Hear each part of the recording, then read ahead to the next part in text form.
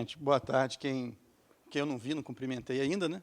Obrigado ao pessoal do Grate, o Carlos, o Felipe e o Lineu, pelo convite da gente estar aqui hoje para falar um pouquinho das modalidades digitais, né? E quando o Lineu chamou a gente para falar aqui, falou para a gente começar do básico, né? Falar do básico, o que é, o que você precisa para fazer, o que é necessário para você ter uma estação habilitada para você poder praticar as modalidades digitais, né? Primeira coisa é o seguinte, quando a gente diz, todo mundo já deve ter ouvido falar dos modos digitais, o que são as modalidades digitais que a gente está muito acostumado aí com fonia, que todo mundo pratica e conhece, é o mais comum, né? E o CW, que a grande maioria também já tá imbuída aí, já tem um bom percurso. As modalidades digitais já são um pouco mais novas, é quando a gente usa uma máquina para fazer a codificação dos sinais que a gente tem, mas vai chegar no finalmente, é a mesma coisa, a gente está trafegando o áudio para um lado e para o outro, na verdade, modulação de frequência para um lado e para o outro, só que, em vez da gente estar com o nosso codificador, o cérebro, por exemplo, para codificar tanto a fonia, que a gente também codifica, nosso cérebro tem que fazer isso, como o CW, a gente está usando uma máquina, né? E é tudo baseado na mesma teoria, desde que o Samuel Morse começou aí a brincar com o código, né? A ver a forma da gente transformar uma comunicação que a gente tem aí um vasto número de caracteres, quando a gente vai falar em fonia, e transformar isso tudo em pequenos pedaços que eu conseguisse jogar de um lado para o outro com maior facilidade. Foi o que ele fez fazendo o código Morse, que a gente usa hoje, transformando os caracteres, na época ainda, em ponto e traço, e mais recentemente a gente começou a transformar isso em zeros e uns, né, que são os sinais digitais, e o que a gente faz, nada mais nada menos, que é pegar o áudio que você quer, ou o texto que você quer, codificar isso, transformar em zeros e uns, e transmitir isso na modulação de frequência.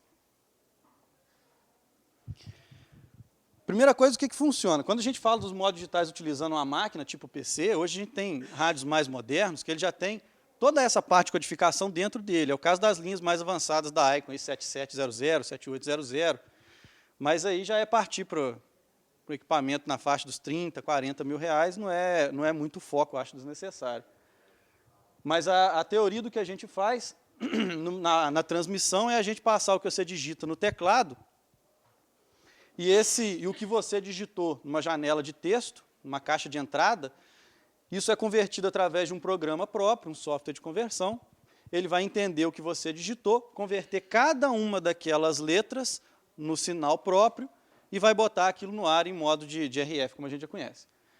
Na recepção é o modo contrário, né? O rádio vai receber normalmente, então a gente sempre vai ter que ter o rádio no meio do caminho, o rádio vai receber isso normalmente, em forma de áudio, o áudio vai entrar no computador e o PC vai fazer o contrário, o software de conversão vai fazer o contrário, vai entender aquele tipo de áudio, pegar os caracteres e descriptografar, vamos dizer assim, escrevendo para você numa janela de saída. É muito importante a gente frisar que quando a gente está falando aqui, tanto da transmissão quanto da recepção, eu preciso do rádio no meio, rádio de um lado e rádio do outro, né? Então eu tenho máquina, rádio e máquina.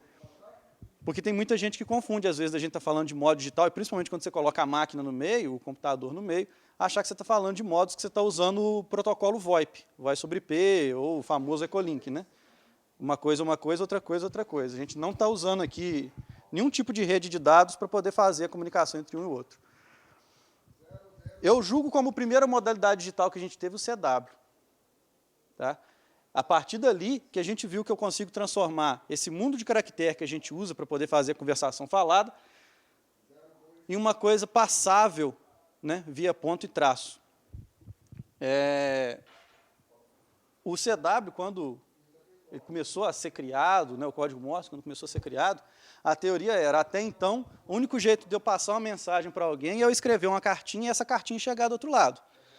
Então, se você for lá em 1800 e qualquer coisa, né, época de Brasil Império ainda, o único jeito de você passar uma mensagem para alguém era você escrever uma cartinha e aquela cartinha chegar lá. Se você precisa falar com Portugal, você tem que escrever uma cartinha, quando tiver um navio para ir para lá, uma nau para ir para lá, vai na nau, se ela chegar do outro lado, ainda corre o risco de ela afundar no meio do caminho, né, ela chegar lá e a pessoa poder ler e abrir aquela carta. Então, você imagina o que significou você poder transformar aquilo em sinais de 0 e 1, com sinal e sem sinal, e você poder, praticamente online, se você for olhar hoje, nem o que a gente usa, nem SMS de celular, nem WhatsApp ou Skype, não é 100% online, porque ainda tem o lag de chegar de um canto ao outro, né?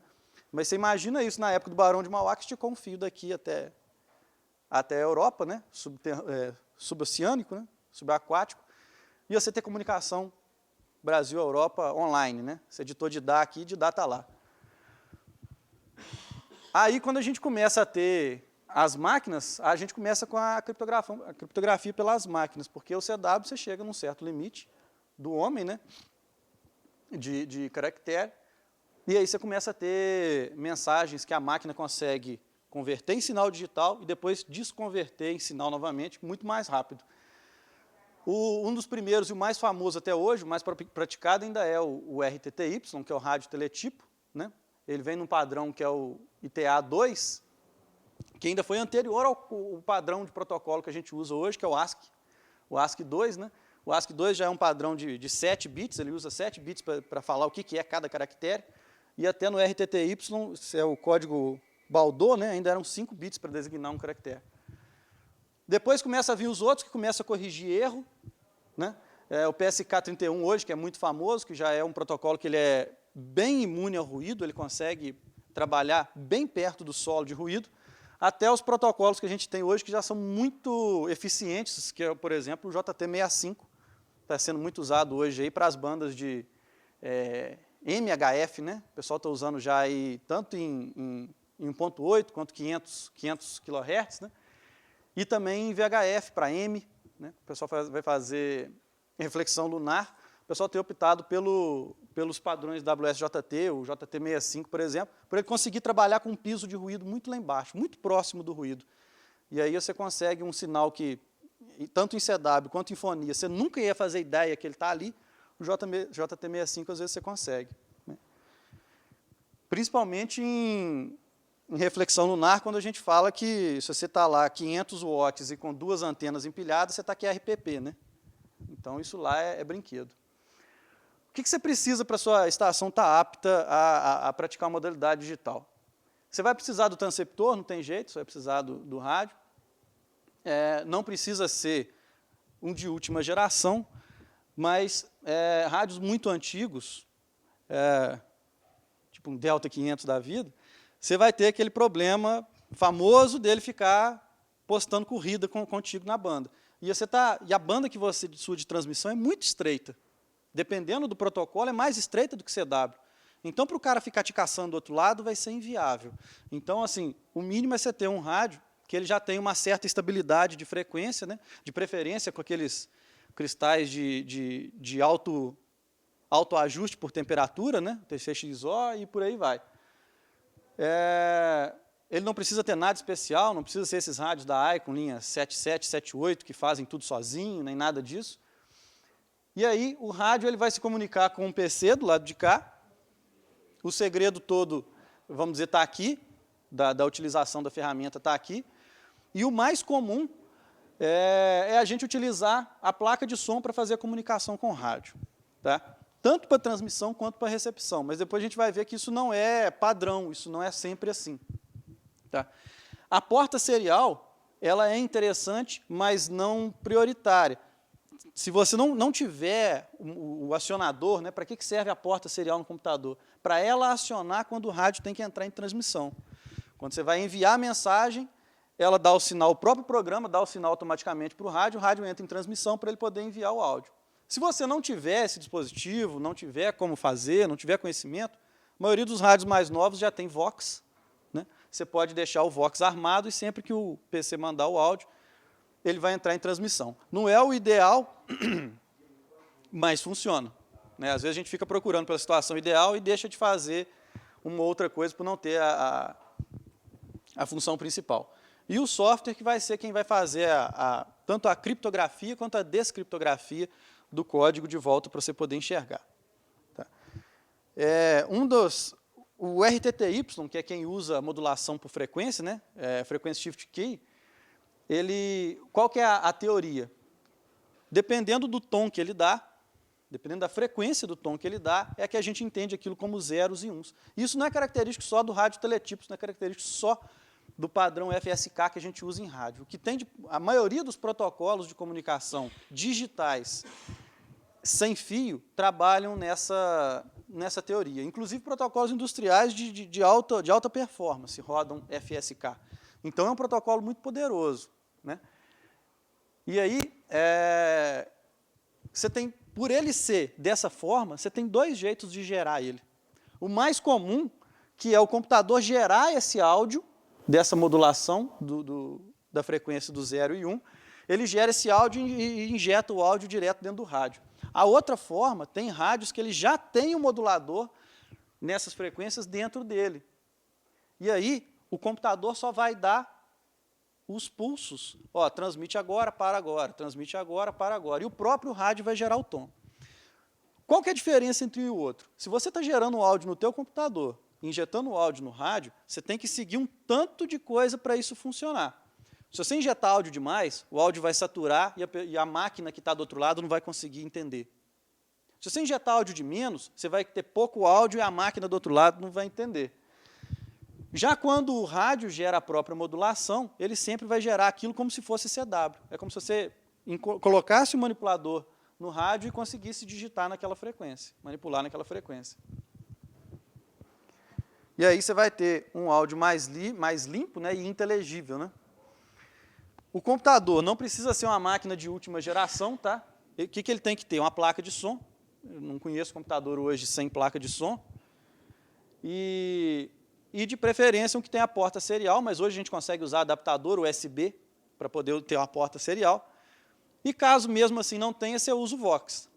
Não é o ideal, mas ele serve para você poder fazer o acionamento da transmissão. O ideal mesmo é quando você tem a porta serial para ele poder fazer a entrada de transmissão. Para AFSK, a diferença de AFSK é que eu tenho áudio sendo gerado. Então, eu não estou gerando a frequência, né? Eu estou jogando o áudio dentro do computador, por isso a AFSK. E aí, qual que vai ser a função? Eu tenho a porta serial do computador, ela vai armar o PTT do rádio. Quando o software mandar, ele faz isso tudo sozinho. Quando você apertar lá para transmitir, o software vai armar a porta serial e vai armar o PTT do rádio para o rádio entrar em transmissão. A saída de áudio do rádio, a gente tem que entrar com ela ou na entrada de microfone ou na entrada line-in, entrada de linha. Se o equipamento se o PC tiver entrada de linha, né, entrada de linha, melhor, por causa da impedância de entrada de áudio aqui. E na line out, ou na saída de speaker, né, a gente vai entrar na entrada de áudio do rádio, como se fosse na entrada de microfone. Tem rádios que têm entrada própria, lá no painel traseiro, e é muito melhor, porque você não tem que passar por pré-amplificador, por amplificador de áudio, e aquela coisa toda que o rádio vai ter esperando pelo microfone. Desnecessário e pode distorcer um pouco o áudio. Então, o ideal é a gente entrar com esse áudio direto lá na entrada, lá no modulador balanceado. Algumas interfaces que trabalham com o áudio, com a FSK, as mais famosas delas aí, né, a Signalink, e a outra é a Rig Blaster. A outra é a Rig Blaster. É um pouco salgada, né, mas você tem tudo pronto, funciona, beleza, você tem tudo pronto ali. Só que, quem é do grupo do Do-It-Yourself, né,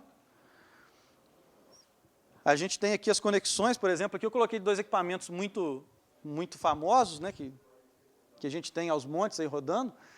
Eu coloquei o conector da linha 7, né, da IAESO, o 175797, e do outro lado o FT2000, que deve ser o mesmo também, do 950, 5000, e a linha, deve ser alguma coisa parecida. Aqui, ó, a gente tem Data in é onde a gente vai entrar com o áudio saindo lá do computador, o áudio que sai do computador entra no data in. No data out é o que vai sair para entrar no microfone ou no line in do PC. PTT é onde a gente vai armar a transmissão e o GND para fazer a equalização das massas. Só isso e ela já está funcionando. Tá? Esse squelch que o 897 tem aqui é o sinal de... Quando você está trabalhando, é o core, quando você está trabalhando em FM ou algo do tipo, e ele abre o squelch, ele te dá o sinal de core ali. E do do FT2000 é a mesma coisa, os nomes mudam, mas é o mesmo, tá vendo? O data-in, o GND, o PTT, para ele armar, e o data-out, que é a saída de áudio. E o BUS é o mesmo sinal, né? O sinal de ocupado.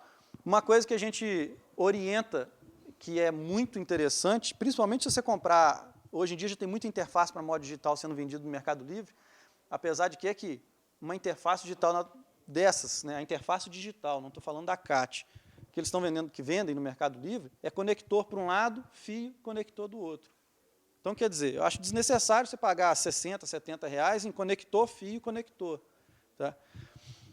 Mas, se você for fazer a interface desse jeito, vocês viram que ela é muito simples, a gente orienta a colocar um transformador de 1 para 1, tá? Nas linhas de áudio, para poder isolar uma linha da outra, caso ocorra algum problema, tanto de um lado quanto do outro, você não deixar danificar os equipamentos dos dois lados. Tá? E, se possível, também a isolação com toroide para evitar RFI no meio dessa linha. Né? E aqui, uma interface FSK, essa não usa áudio. Pode ver que não tem áudio do PC, né? Áudio do PC, vamos dizer assim, saindo do PC e indo para o rádio, porque o computador vai gerar os pulsos e o próprio rádio vai gerar a modulação de frequência. Essa interface de FSK também é muito simples de fazer. Aqui a gente tem os sinais de porta serial, à esquerda. Os programas, quando você vai configurar lá nos softwares de utilização, ele tem as duas possibilidades, você vai usar AFSK ou FSK, e se ele vai usar FSK, ele já sabe que são aqueles pinos da porta serial. Nesse caso, ela tanto já é CW, lá em cima tem CW, e aqui embaixo os sinais de FSK, tá vendo? Do PTT, e para armar o Shift Key lá, né? É só isso que ela tem. Inclusive, esse desenho, eu peguei aqui do site do W3YY, que hoje tem feito muita... pessoal, principalmente o pessoal que vai para a expedição, tem usado muita interface dele, que vocês podem ver ali que não tem nada, né? É só optoacoplador para fazer o chaveamento, para isolar tanto um lado quanto o outro, resistor e capacitor, ou seja, não tem nada. Se não me engano, a plaquinha dele acho que custa $20. Né? $20 você não paga... provavelmente você não vai pagar taxa, nem nada, provavelmente, e já vem pronta. Você só vai ter que conectar o cabo com os conectores para o seu equipamento. Né? E aí a vantagem de você usar a interface de FSK em vez do AFSK é você não ter que jogar áudio do PC para dentro do rádio. Se você joga áudio, aquele monte de problema. Áudio de mais, áudio de menos, satura, e por aí vai. E aí, não faz parte, você não precisa de uma CAT para você fazer uma modalidade qualquer digital, mas é interessante. A CAT já é um cabo que também a maioria dos equipamentos mais novos tem para poder o rádio conversar com o computador via protocolo RS-232. Né? E aí o que acontece? O rádio passa informações importantes para o computador e o computador consegue comandar o rádio. Então ele consegue saber a frequência que está, a faixa, né? O modo, ele consegue chavear o rádio já no modo correto para você não dar uma munhecada lá e transmitir RTTY em FM e coisas do tipo. E é um cabo também muito simples, tanto de fazer quanto de adquirir, se você não for do do it yourself, né? E tem os rádios mais simples ainda, que são os sem interface, por exemplo. Toda essa linha aí, ó, você não precisa de interface, é um cabo, conector de um lado, conector do outro. Né? A maioria deles é cabo direto, né? Então, pino 1 no pino 1, 2 no 2, 3 no 3, 4 no 4, soldou um lado, soldou no outro, pronto, teu rádio está conectado na porta serial, pronto para conversar com o computador, você conseguir comandar ele do computador e ele passar as informações que você precisa para o computador. E tem os outros sem interface interna, né? Aí já está a família 7 ali também, que é muito famosa, mas o que você precisa é só um conversor de níveis TTL para RS-232. Tem muita gente que compra adaptador USB para serial, aí você transformou o USB em RS-232, e depois você ainda tem que colocar uma interface de RS-232 para TTL, que é o que o rádio tem lá dentro. Se você entrar em lojas especializadas, tipo a Zuc, por exemplo, você tem adaptador USB TTL. Você tirou uma interface do meio do caminho. Porque os padrões que o rádio tem são TTL, 0 a 5 volts, dos microprocessadores lá, né? E o computador é RS-232, mais 12 menos 12. Então, o que você tem que fazer? USB para RS-232 e RS-232 para TTL. Se o teu rádio é um daqueles que precisa da interface TTL, cara, compra o adaptador USB TTL que você tira uma interface do meio do caminho. Quanto menos interface você tiver no meio do caminho, melhor. Por incrível que pareça, quanto mais simples, melhor. A gente estava falando disso agora. E tem a Icon, que para facilitar a vida, ela sai fora de todo mundo, cria um protocolo próprio, é o CIV, um conector com 2 pinos e pronto, é aquilo ali. Muito prático, muito prático. A gente só não entende por quê e em contramão, enquanto todo mundo usa o protocolo RS-232, que é largamente utilizado, aí, não só pelos fabricantes de rádio, mas de qualquer tipo de equipamento, e ela optou por produzir o próprio protocolo. Essa daqui, há um artigo para quem quiser fazer a CAT para o rádio, que eu aconselho muito no site do Roland, 4ZBZ, dá uma pesquisada no Google lá, procura sobre interfaces, e aí ele explica direitinho o que é interface, o que você precisa fazer para ter uma, para conectar, e é bem simples. E no meu site eu disponibilizo lá o diagrama, e já com o desenho da solda, o lado dos componentes, tudo pronto, é só você fazer o Ctrl+C, Ctrl+V lá para você poder produzir a sua própria CAT já com interface para modos digitais, né? A CAT já completa, já com interface de modos digitais. É uma CAT serial, né? E já conecta no rádio direto para níveis TTL. Então, se você não tiver serial no seu computador, adaptadorzinho USB serial ali que resolve o teu problema. O site está ali embaixo, você entra lá em arquivos e está lá todos os arquivos que você pegar. O diagrama, o desenho da placa e a face dos componentes. Tá? Eu só peço, assim, infelizmente, por causa de tempo, esse tipo de coisa, não está dando para, faz uma para mim e tal. Quem sabe no futuro, às vezes um dia, mas por enquanto tá. Ela é para a família 17, família 7, né? 57, 17 e 897. Dependendo da adaptação que você fizer ali, serve para outros tipos de equipamentos também que precisem da interface TTL. Aqui eu coloquei alguns dos softwares mais famosos hoje para a gente trabalhar esse tipo de coisa, né? O RAM Radio que eu coloquei em primeiro lugar ali, por ser o mais simples, tá? O mais simples que eu já vi até hoje, mais fácil de trabalhar, e ele já faz a sincronização com o seu banco de dados, do seu logbook, né? E é o mais simples de usar. Mas também tem o MixW, que é leve, gratuito e funciona bem também. E o NUMM ele faz, por exemplo, RTTY, de todos ali, foi um dos que eu achei mais complexo, ainda é o NUMM. Mas, num caso aí de um concurso ou algo do tipo, o NUMM ainda é imbatível, então não tem como você fugir muito dele, não. Mas eu aconselho começar pelo RAM Radio. É o mais simples, fácil de mexer, intuitivo, já faz o comando do rádio, o logbook e o digital, e ele faz vários digitais de uma vez só. Ele faz RTTY, faz PSK, faz SSTV, né? Essa aqui é a cara dele, da parte que comanda o rádio, aí ele está conectado no rádio, já está mostrando a mesma frequência que o rádio está mostrando lá, tá vendo? Ele já coloca vários botões para você poder, principalmente o 897, que é um rádio que é só menu, não tem botão, né? Com acesso aqui, você consegue fazer quase qualquer alteração nele sem ter que ficar entrando lá menu isso, menu aquilo outro, e quem já teve o 897 sabe o que é mexer nesse rádio. E o interessante é o seguinte, como é um software que roda no teu PC, você já está pronto para operar ele de outro lugar. Como você consegue controlar o rádio todo por ali, né? Se você tiver de outro lugar com a internet, você consegue alterar as configurações dele de qualquer lugar. Aqui é o logbook do RAM Radio, né? Ele mesmo já abre o logbook, e o bacana é o seguinte, você já tem ali à direita o bandmap do cluster, né? Clicou 2 vezes no indicativo, ele vai para lá. Aqui embaixo você tem o cluster, clicou 2 vezes aqui também, você vai em cima da estação, e lá em cima está o seu logbook, os contatos que estão armazenados, né?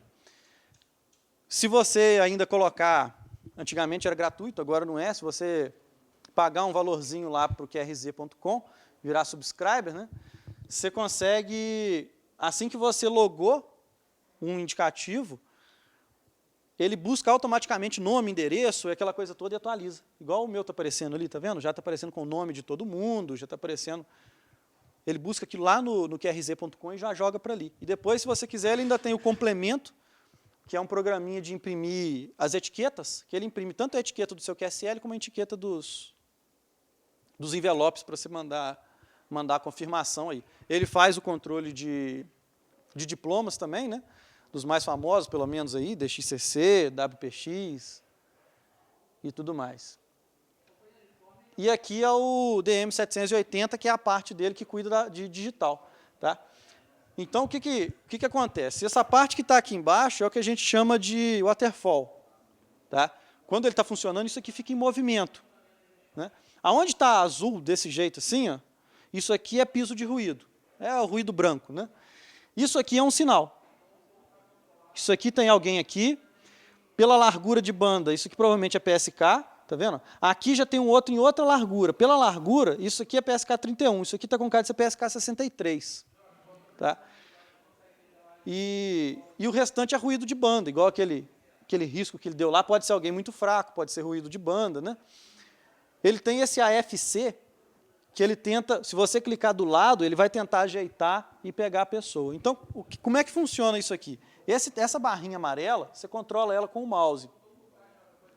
Então, se tem alguém, mesmo que o sinal fraco é aqui, você pode vir aqui, clica aqui, que essa barrinha amarela vai pegar, vai passar aqui e vai passar a ouvir esse sinal e vai escrever aqui em cima o que ele está decodificando e colocar lá em cima. Igual é o caso que eu estava lendo aqui, ó, tá vendo? Estava lendo um CQ do alemão ali. Né? E vocês podem perceber, pela hora, quer dizer, isso era 1h da tarde, não, 1h da tarde não, né? É 1, 2, meio-dia mais ou menos, dependendo do horário de verão, não lembro o que era, que eu estava ouvindo a Alemanha relativamente bem, ela limpinho. Né? E pela época, pelo ano, a propagação estava, né, bem mais ou menos. A apresentação é de 2011, né? A propagação estava bem mais ou menos. O sinal, às vezes, ele ainda não é o bastante para você poder trabalhar fonia, ainda é ruim para você trabalhar CW, mas dependendo do modo digital, principalmente os que conseguem trabalhar num piso de ruído lá embaixo, igual o PSK31, eu consegui ouvir o sinal do alemão lá, sem problema nenhum, consegui identificar de primeira sem problema nenhum. Aqui é a tela de entrada, você vai escrever e dar o send, ou o send automático, que assim que ele viu que você parou de escrever, ele vai cortar e vai cortar a transmissão do rádio. Tá? Aqui é o que a gente chama de macro. Uma macro é uma função que você precisa repetir ela toda vez, então você já faz ela pronta. Você pode clicar aqui com o botão direito e editar a sua macro do jeito que você quer. Igual tem aqui, CQ 2 vezes, quer dizer que vai chamar CQ 2 vezes com seu indicativo. Você entra lá e edita. Não, eu quero que chama CQ uma vez, meu indicativo 3 vezes, depois PSA, né, please, K. E por aí vai, e edita a macro do seu jeito. E tem as outras macros de resposta.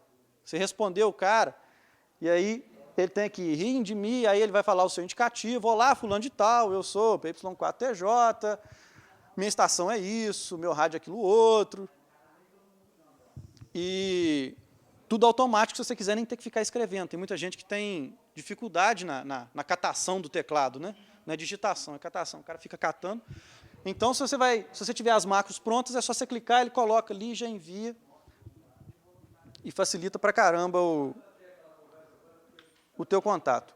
Eu tinha colocado aqui alguns exemplos, tanto de PSK quanto de RTTY, mas como a gente teve que usar no computador daqui, o que eu aconselho se você estiver querendo começar a ver como é que é, mas não tem o rádio ligado lá, não tem nada conectado, você quer ver como é que funciona, bate no YouTube, PSK31, RTTY, tem muita gente que coloca trechos de áudio de recepção de RTTY, de PSK, e aí você deixa aquilo tocando, abre o programa, sem ter rádio ligado, você pode ser o teu notebook ali, sem rádio ligado, sem nada ligado.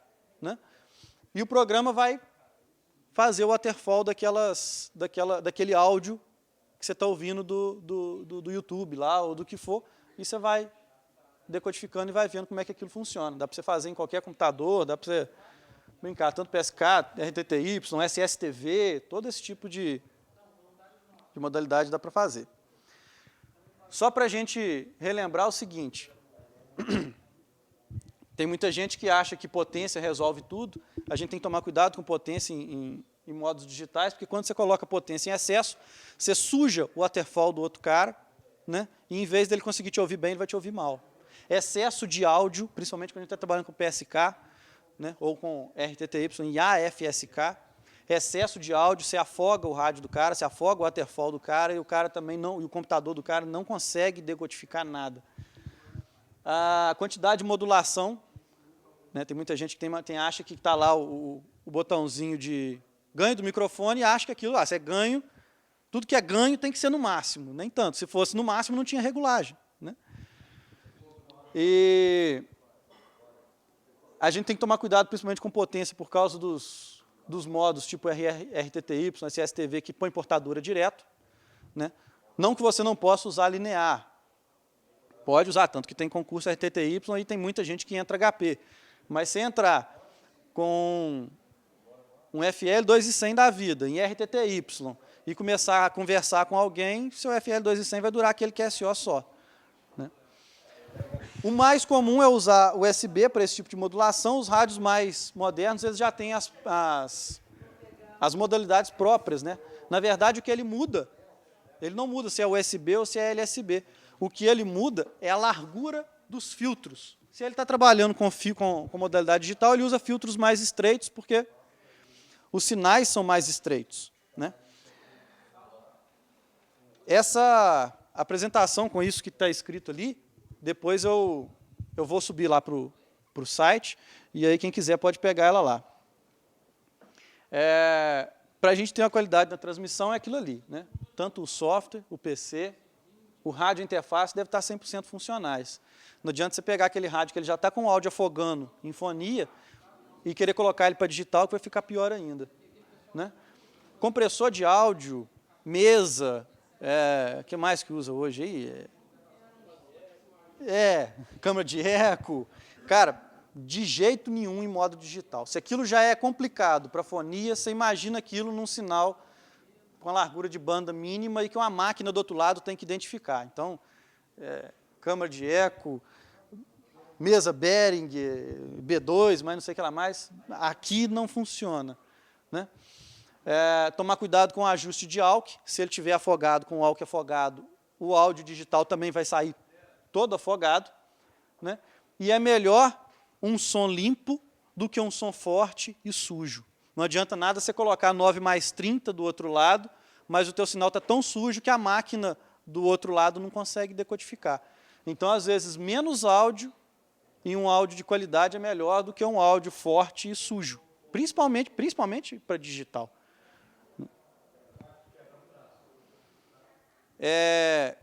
Escutar bastante antes de você começar a fazer as transmissões, principalmente para você não sair sujando a waterfall de ninguém, sair atrapalhando.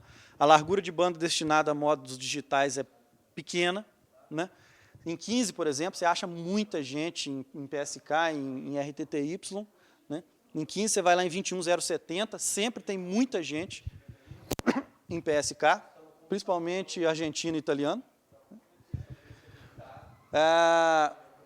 É interessante você colocar toroide de ferrite, aqueles ferrite de isolação, na maioria dos cabos do PC, porque a RFI vai bater, né? A RFI, naquele caso, ele entra.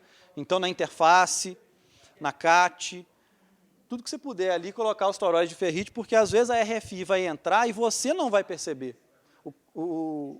A pessoa que está te recebendo do outro lado não vai falar com você igual fala em fone, teu áudio está ruim, teu áudio está afogando, parece que você está dentro do aquário, é RFI, ninguém vai falar isso contigo. O que vai acontecer é que você vai chamar e o cara não vai te responder, e você não sabe o que é. Às vezes é RFI entrando pela interface. Alguns modos são bem mais fáceis de sintonizar, igual o PSK. Por isso que eu incentivo, se você vai começar o digital, começa pelo PSK, que é um modo muito simples, muito fácil, tem muita gente fazendo, e depois você sobe para outros modos, tipo RTTY e os que trabalham lá embaixo no piso de ruído, igual os protocolos WSJT. O AFC, aquilo que eu falei, que ele tenta localizar, buscar a pessoa automaticamente, às vezes ele ajuda, mas você vai ver que depois que você fica mais sistemático com a coisa, você começa a tirar ele, porque às vezes ele te atrapalha. Principalmente quando tem muita gente do lado, dia de concurso, aquele monte de gente do lado, você quer uma figurinha e o AFC cisma em puxar para o do lado que está mais forte. Né? E cuidado com hit do rádio. Hit e cheat, né? Hoje os rádios têm hit e cheat. Que é aquele de dar o desvio na transmissão, na recepção. Às vezes aquilo lá está ativado, você vai estar recebendo uma frequência e transmitindo em outra. Com certeza isso não vai dar certo. Se é para fonia, 20, 30 Hz, ali não vai fazer diferença nenhuma, mas para digital, a largura de banda é muito pequenininha, então um pouquinho que você está fora, a outra estação está fora de você também. Existe casos, PSK eu nunca vi, mas RTTY, principalmente quando é figurinha, o cara operar em split. Tá? Basicamente a mesma operação que você faz split, tanto em CW quanto em fonia. Você só tem que tomar o cuidado de estar transmitindo realmente na frequência onde o pessoal está transmitindo e receber realmente na frequência que a figurinha está transmitindo. E tem alguns softwares que eles já têm o split para digital automático. Ele gera dois sintonizadores no waterfall. Para você poder pegar aqui, você ouvir a estação que está te transmitindo, e aqui é onde você vai transmitir. Tá?